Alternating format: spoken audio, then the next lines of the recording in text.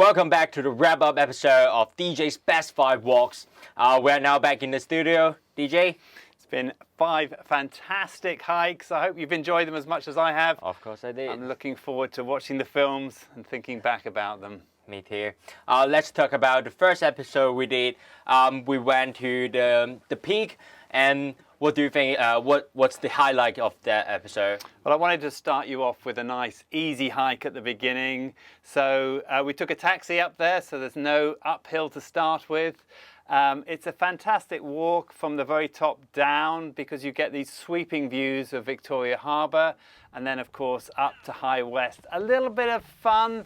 High West is a great viewpoint, I think one of the best viewpoints, and then a nice gentle hike along the first and second sections of the Hong Kong Trail, which took us down to Aberdeen with, again, some lovely views over the south. It's a great beginner's walk.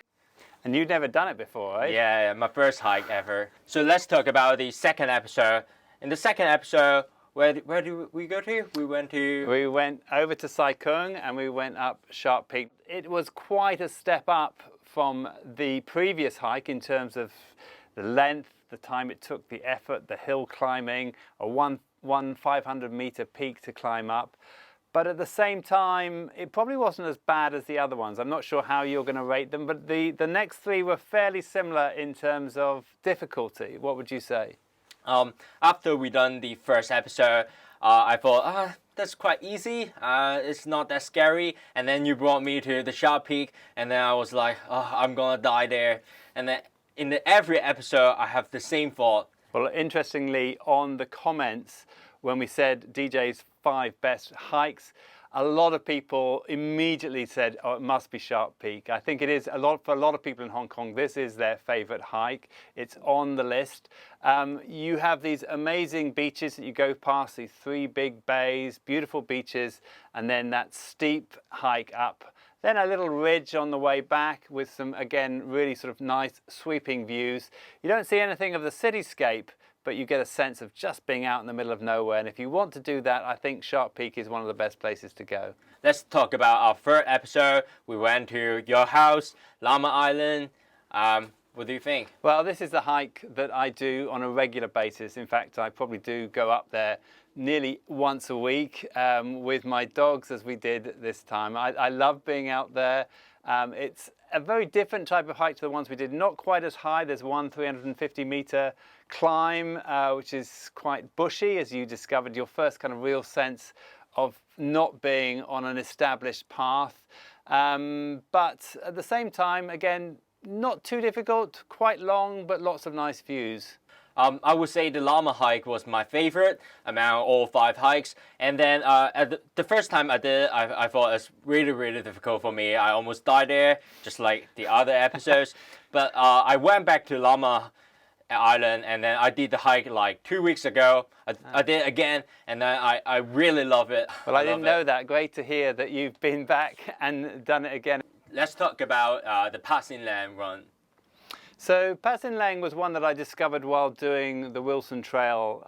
It was one that stuck in the back of my head as really having a feeling of being out away from the city completely, but still at the same time having some amazing views. A little bit of culture there because you're in the new territories, some very old villages, some old culture that you can find along the way.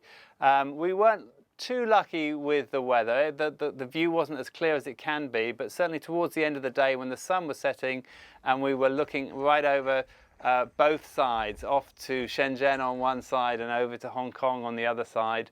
It takes a bit of getting to get there, but I think it's a hike that if no one has done it, it's definitely one that should be on your bucket list for Hong Kong.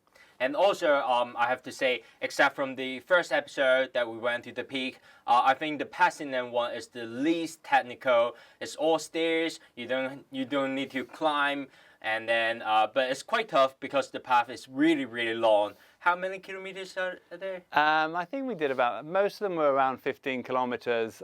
But as you said, unfortunately, there's no 7-Eleven or Starbucks on the top, which I know that you were really disappointed about. You're away from the crowds, you're away from all sorts of things. And finishing at the Bride's Pool is a nice little treat at the end, something to look forward to as you finish the hike. Okay, so finally, let's talk about our toughest walk, the South Heavens Gate, the Nantao Peak hike. We were lucky, we got really clear days. It was the best of the 5 hikes in terms of the weather. It is a tough hike though. It really is tough for anyone. Certainly not something for beginners or amateurs, and I'd recommend that you go up there with somebody who really knows what they're doing. Every second I was with you during that hike, I was really suffering. But then after I came back home, and then when I look back at the videos, and I'm really thankful and I'm really grateful that you brought me there, because that's something that I would never do in the past. And that's a really amazing, really unique experience. So George, you have passed your drone and phone test, and I'm glad to say we have a little prize for you. Here are your very own drone and phone hiking sticks with drone and phone written on them. And thanks to our sponsors Xingwai for donating these. They've printed drone and phone on the sticks, and I think with these you're going to be able to handle anything. So congratulations, a fully fledged drone and phone reporter. Thank you so much, DJ. I love it, and I really need it. So some final questions. What's the most unforgettable thing that happened in this series? The most unforgettable thing is your face as you were coming down the Lohan Tower. Just looking at you, seeing your hands shake and straight into my eyes with almost tears coming down your eyes. But you did it, you conquered it, and you managed to get down and away and finish the hike. Yeah, every second I spend with you at the mountain, at the peak, is unforgettable. Do you have any advice for people who want to do the hike like us? The drone and phone website, where we have a map of all the hikes that we've done, has got a whole range from short walks to easy walks to tougher walks. There's a whole lot of other outdoor activities also on the site. So go and have a look. Droneandphone.com, you're going to find lots and lots of different types of activities to do.